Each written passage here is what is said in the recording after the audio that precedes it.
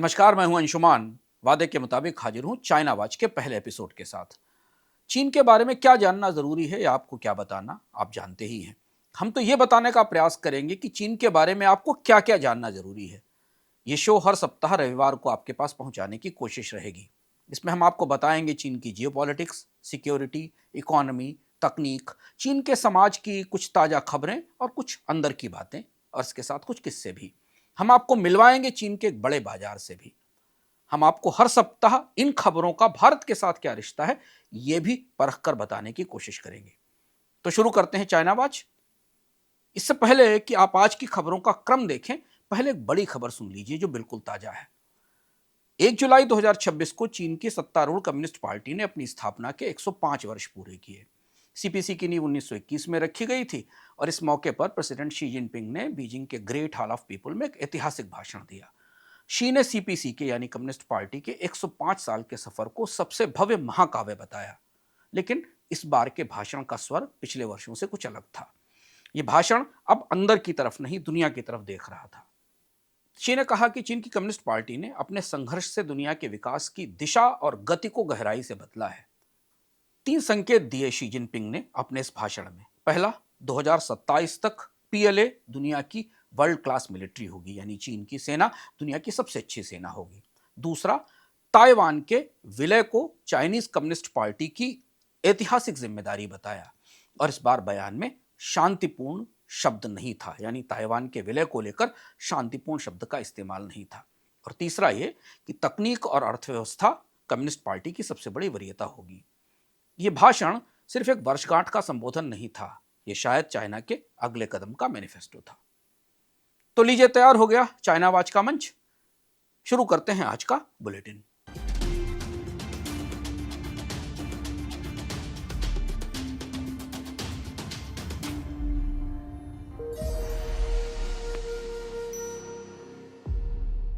तो सबसे पहले सुर्खियां।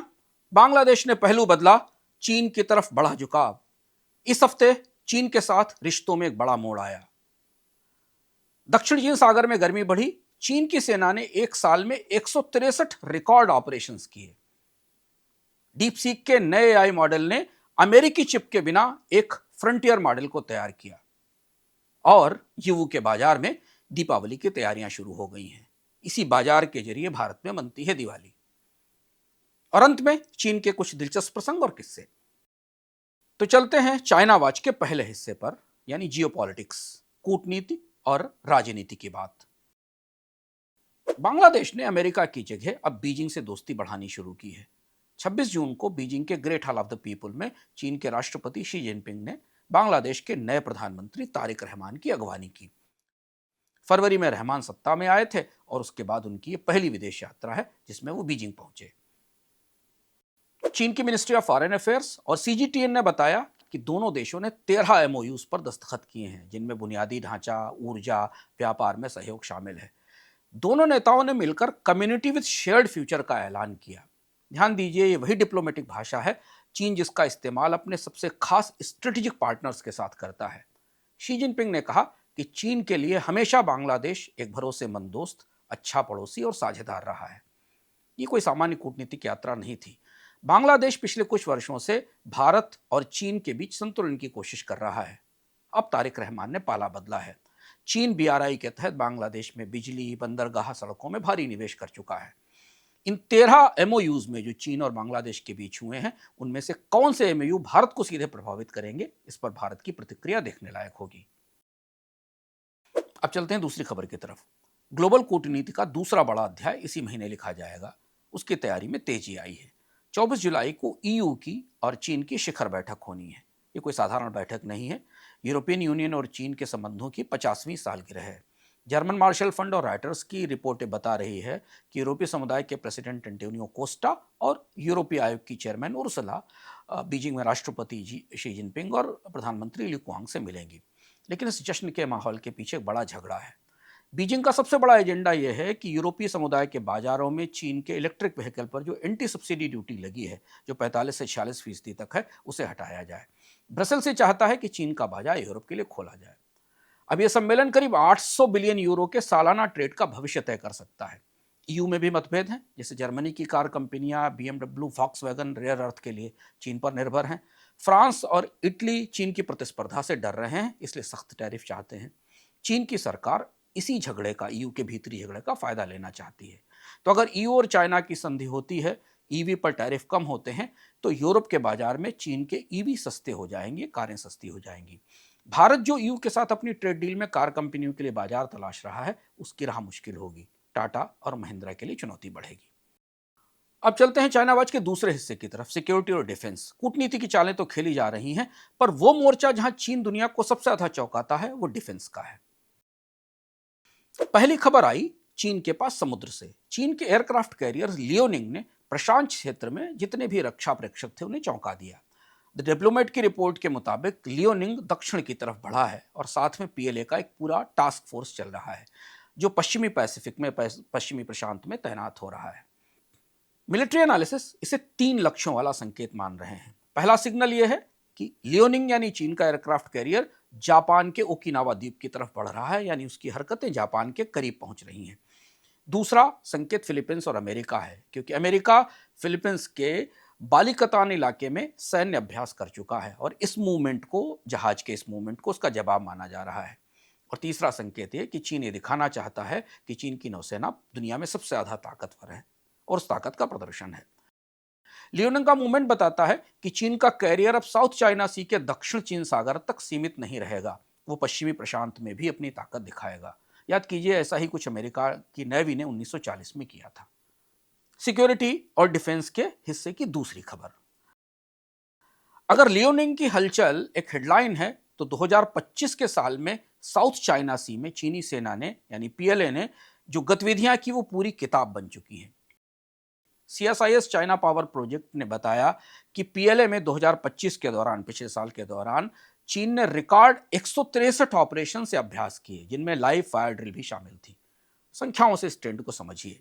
2023 में इन अभ्यासों की संख्या थी 89, 2024 में 124 हुई और 2025 में 163। यानी 2 साल में साउथ चाइना सी में चीन की सेना की गतिविधियां 2 गुनी बढ़ गईं। इस साल 2026 में एक और खतरनाक बदलाव देखने को मिला। साउथ चाइना सी में फिलीपींस के करीब स्काबरो शोवाल का इलाका है, इसके आसपास चीन ने अपना दबाव बढ़ाया है। इस इलाके में फिलीपींस के मछुआरे सक्रिय रहते हैं। ताइपे टाइम्स की एक रिपोर्ट थी कि यहां पीएलए के अभ्यास अब नियम बनते जा रहे हैं। और अब हम आ गए हैं तीसरे खंड पर, यानी चीन की अर्थव्यवस्था और बाजार। पहली खबर, इस हफ्ते चीन के वित्तीय बाजारों में उत्साह रहा, बाजारों में तेजी थी और इस रैली के पीछे 2 बड़े कारण थे। पहला तो ये कि आईएमएफ ने चीन के लिए 2026 के विकास दर के आकलन को बदला और उसे 4.2% से बढ़ाकर 4.5% कर दिया। दूसरा ये कि अमेरिका के साथ व्यापार का तनाव कम हुआ है, तो युआन की मांग बढ़ी है और युआन एसेट्स में निवेश लौट रहा है। चीन के बाजार नए सिरे से आकर्षक हो रहे हैं। चीन के बाजारों का ट्रेलिंग पी 17 गुना है, जबकि अमेरिका के स्टॉक मार्केट के पी के हिसाब से देखें, जो कि 22-23 गुना है, उसके मुकाबले चीन के बाजार सस्ते हैं। अनुमान के मुताबिक अगर चीन में कंपनियों की कमाई इस साल 13 से 14% की बढ़त दिखाती है, तो ये ग्लोबल औसत से, ग्लोबल कॉर्पोरेट मुनाफा के औसत से बेहतर होगी, यानी चीन में निवेश बढ़ेगा। मजबूत युआन चीन का एक दिलचस्प बदलाव है, जिससे चीन का निर्यात महंगा हो सकता है और इसका लाभ भारतीय निर्यातकों को मिल सकता है। अब इकोनॉमी के मोर्चे से दूसरी खबर, बात करते हैं उस आंकड़े की जिसने पूरी दुनिया भर के ट्रेड एनालिस्ट को चौंका दिया। चीन के सरकारी डेटा के अनुसार मई में चीन का निर्यात $376.78 बिलियन रहा। ये किसी भी देश का किसी भी महीने में ट्रेड का सबसे बड़ा रिकॉर्ड है। सालाना आधार पर चीन का निर्यात करीब करीब 20% बढ़ा है। इस रिकॉर्ड के पीछे एक बड़ी दिलचस्प वजह है। चीन को पूरी दुनिया में बन रहे डेटा सेंटर की मांग का फायदा हो रहा है। इसके लिए चिप भले ही अमेरिका से आ रहे हों, लेकिन server, power cable, hardware, electronics जो इनमें लगाए जाते हैं, वो सब चीन से जा रहा है। जून 2026 में चीन के पीएमआई ऑर्डर का सब इंडेक्स 50 पर दिखाई दिया, जो निर्यात की मजबूती दिखाता है। चीन का निर्यात भारत को प्रभावित करता है, क्योंकि भारत इनका बड़ा आयातक है और भारत और चीन का व्यापार घाटा रिकॉर्ड ऊंचाई पर है। अब चलते हैं तीसरी खबर पर। चीन के केंद्रीय bank People's Bank of China ने जून में ब्याज दरों में कोई बदलाव नहीं किया। 1 साल से वहां लोन प्राइम रेट 3% पर है और 5 साल का LPR करीब 3.5% पर। ये लगातार 13वां महीना है जब दरों में कोई बदलाव नहीं हुआ है। लेकिन यहाँ रुकिए, क्योंकि असली खबर यहाँ नहीं है। असली खबर यह है कि चीन की सरकार और चीन के बैंकिंग जनरल ने इशारा किया है कि इस साल की दूसरी छमाही में चीन में रिजर्व रिक्वायरमेंट रेशियो आरआर में कमी हो सकती है। ये लगभग भारत के सीआरआर जैसा है और इसके साथ ब्याज दरों में भी कटौती हो सकती है। हालांकि चीन के प्रॉपर्टी बाजार की तस्वीर चिंताजनक है। आईएमएफ और ट्रेडिंग इकोनॉमिक्स के ताजे आंकड़े बताते हैं कि मई 2026 में भी चीन में मकानों की कीमतों में गिरावट जारी रही। सरकार ने अगले 3 साल में सेक्टर को उबारने के लिए चीन के जीडीपी के 5% के बराबर का पैकेज दिया है।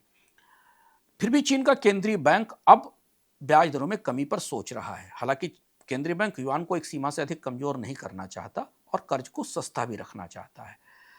अगर चीन में ब्याज दर कम होती है तो चीन के निर्यातक और ज्यादा आक्रामक हो जाएंगे। अब चलते हैं तीसरे हिस्से की तरफ और खोलते हैं चीन की तकनीकों की दुनिया। चीन के एआई से एक ऐसी खबर आई जिसने दुनिया को दूसरा डीप सीक मूवमेंट महसूस करने पर मजबूर किया। फॉर्च्यून की रिपोर्ट के मुताबिक डीप सीक ने V4 मॉडल लॉन्च किया है और इसे हुआवे के एसेंड 910 चिप पर ट्रेन किया गया है। यह पहली बार है जब अमेरिका के चिप के बिना एक फ्रंटियर एआई मॉडल तैयार किया गया है। डीपसीक V4 प्रो में करीब करीब 1.6 ट्रिलियन पैरामीटर्स हैं और इनकी कीमत 1 मिलियन आउटपुट टोकन्स के लिए ओपन एआई की तुलना में 30 गुना कम है। इस लॉन्च के बाद बाइटडांस, टेंसेंट और अलीबाबा तीनों ने हुआवे के नए चिप एसेंड 950 के लिए ऑर्डर प्लेस करने शुरू कर दिए हैं। अगली खबर भी एआई से जुड़ी है। डीपसीक की इस कामयाबी के पीछे चीन का करीब $70 बिलियन का सेमीकंडक्टर इन्वेस्टमेंट प्लान है। कार्बन क्रेडिट्स और मेरिक्स की रिपोर्ट बताती हैं कि चीन ने घरेलू चिप निर्माण में भारी निवेश किया है। बाजार इसे बिग फंड थर्ड कह रहा है, यानी चीन का ये तीसरा बड़ा सेमीकंडक्टर सॉवरेन फंड होने वाला है। चीन ने एक एआई प्लस कैंपेन शुरू किया है जिसका लक्ष्य है 2035 तक चीन के हर क्षेत्र में एआई का इस्तेमाल करना, यानी निर्माण से लेकर खेती तक, स्वास्थ्य तक, सभी चीजों पर में एआई का इस्तेमाल होगा। और एक और खबर, इधर जब अमेरिका की एआई कंपनियां लड़खड़ा रही हैं, तब चीन में एआई कंपनियों की आईपीओ की कतार बढ़ रही है। रॉयटर्स की खबर बताती है कि एआई और रोबोटिक्स की करीब 50 कंपनियां आईपीओ की कतार में हैं। इस साल 18 जून तक इन कंपनियों ने आईपीओ से करीब $3.1 बिलियन जुटाए हैं। अब चलते हैं जरा चीन के समाज के भीतर और देखते हैं कि वहां सोसाइटी और कल्चर में क्या हो रहा है। ड्रैगन टेल इंटरनेशनल की 2026 की सोशल मीडिया ट्रेंड रिपोर्ट आई और इसने एक ऐसा बदलाव बताया जो चीन के पूरे कंटेंट इकोसिस्टम को बदल रहा है। चीन के 2 सबसे लोकप्रिय सोशल मीडिया प्लेटफॉर्म हैं, एक रेड नोट और दूसरा डोइन। इन्होंने अपने एल्गोरिदम्स में बड़ा बदलाव किया है। इनका पुराना मॉडल ये था कि जितने फॉलोअर्स हैं उतनी रीच मिलेगी और तब बड़े क्रिएटर्स की पोस्ट नेटवर्क पर ज़्यादा दिखती थी। इस नए मॉडल में कंटेंट पहले है, क्रिएटर बाद में। अब चाहे कोई भी पोस्ट हो, भले ही वो एक नए अकाउंट की हो, पहले वो एक छोटे ऑडियंस को दिखाई जाती है। अगर उस पर अच्छी प्रतिक्रिया होती है तो उसे बड़े दर्शकों तक पहुंचाया जाता है। यानी अब फॉलोअर्स की संख्या रीच नहीं लाती, कंटेंट अच्छा होना चाहिए। नतीजा यह है कि बड़े सामान्य यूजर्स की, जिनके पास बड़े फॉलोअर नहीं है, उनकी भी फॉलोइंग बढ़ रही है और उनके कंटेंट वायरल हो रहे हैं। और अब चाइना वॉच का एक खास सेगमेंट भारत के व्यापारियों और इंपोर्टर्स के लिए, चीन के एक बाजार की यात्रा। इस हफ्ते का बाजार है यीवू इंटरनेशनल ट्रेड सिटी, जो जेजियांग यानी पूर्वी चीन में स्थित है। यीवू को दुनिया का सबसे बड़ा स्मॉल कमोडिटी हब कहा जाता है। 75,000 से ज्यादा स्टॉल हैं, 210 देशों के ग्राहक हैं। आपको भारतीय बाजारों में जो छोटा चीनी सामान दिखता है वो सब यहीं से आता है। भारत इस बाजार के 5 सबसे बड़े ग्राहकों में है। अभी जुलाई का महीना है और यीवू में ये भारतीय ग्राहकों के लिए सबसे बिजी सीजन है।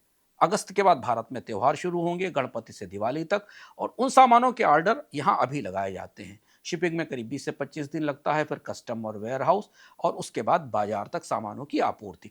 सप्लायरों के लिए एक एक दिन भारी है। यीवू में गणेश लक्ष्मी से लेकर लाइट तक सब कुछ मिलता है। लेकिन एक खास बात यह है कि यीवू ने एक लो MOQ यानी मिनिमम ऑर्डर क्वांटिटी मॉडल शुरू किया है, यानी अब छोटे आयातक भी यहां से इंपोर्ट कर सकते हैं। और आप चलते हैं चाइनीज वाव पर, एक ऐसी खबर जो चाइना के भीतर से आई और दुनिया को चौंकाती है। और यह खबर यह है कि चाइना पेटेंट्स में नंबर 1 है। वर्ल्ड इंटेलेक्चुअल प्रॉपर्टी ऑर्गेनाइजेशन का जो ताजा डेटा आया उस हिसाब से चीन ने 2025 में 1.6 मिलियन यानी 16 लाख से ज्यादा पेटेंट के आवेदन दाखिल किए, और यह नंबर है अमेरिका, जापान, कोरिया और जर्मनी को मिलाकर हुए पेटेंट आवेदनों से ज्यादा। सबसे चौंकाने वाली संख्या यह है कि इसमें दुनिया के 61% एआई रिलेटेड पेटेंट इस वक्त चीन के पास हैं। अमेरिका के पास 18% है और पूरे ईयू के पास केवल 9%। तो अब हम आ गए हैं चाइना वाच के अंतिम हिस्से में और चलते चलते इतिहास से किस्सा सुन लीजिए। 11वीं सदी में जब पूरा यूरोप अंधेरे में था, यूरोप का डाक एज चल रहा था, तब चीन की सोंग डायनेस्टी में एक ऐसा इंसान था जिसे हम आज data scientist, engineer, astronomer, geologist सब एक साथ कह सकते हैं। उसका नाम था शेन कुओ। 1031 और 1095 के दौर की बात है जब शेन कुओ हुए थे। 1088 में शेन कुओ ने किताब लिखी। इसका नाम था मेंगसी बिजी ड्रीम पूल एसेज। इस किताब में उन्होंने करीब 609 अलग अलग ब्यौरे लिखे। इसमें मैग्नेटिक कंपास के का नेविगेशन के लिए पहला इस्तेमाल कैसे किया जाता है इसका दस्तावेजी सबूत मिलता है। मैग्नेटिक डिक्लिनेशन कैसे नापा जाता है, यानी नॉर्थ पोल के और मैग्नेटिक नॉर्थ के बीच कैसे कोण बनते हैं, इसका पहला विवरण मिलता है। पश्चिम ने इसकी खोज 400 साल बाद की थी। मूवेबल टाइप प्रिंटिंग की तकनीक का ब्यौरा, यानी गुटनबर्ग की प्रेस से 400 साल पहले इस किताब में यह लिखा था कि टाइप सेट कैसे बनते हैं। लेकिन जो बात सबसे दिलचस्प है वो ये कि शेन गुओ ने गणितीय समस्याओं को सुलझाने की एक तकनीक बनाई थी जो आज की ग्राफ थ्योरी और शॉर्ट पाथ एल्गोरिदम से मिलती है। आज जब हम डीप सीक के एल्गोरिदम की बात कर रहे हैं तो याद रखिए कि चाइना में एल्गोरिदमिक थिंकिंग की जड़ें 1000 साल पुरानी है। शेन कुओ की विरासत आज भी जिंदा है। चंद्रमा पर एक क्रेटर का नाम शेन कुओ के नाम से शेन कुओ क्रेटर के तौर पर है। उनकी किताब मेंगसी बिजी आज भी चीन की वैज्ञानिक विरासत की बुनियादी रचना है। तो ये था इस हफ्ते का ग्लोबल चाइना वॉच। अगले हफ्ते फिर मिलेंगे नई खबरों, नए आंकड़ों और नए नजरिए के साथ। कैसा लगा आपको बुलेटिन? अपने सुझाव, अपनी प्रतिक्रिया से हमें परिचित कराइए और बोनस के साथ बने रहिए।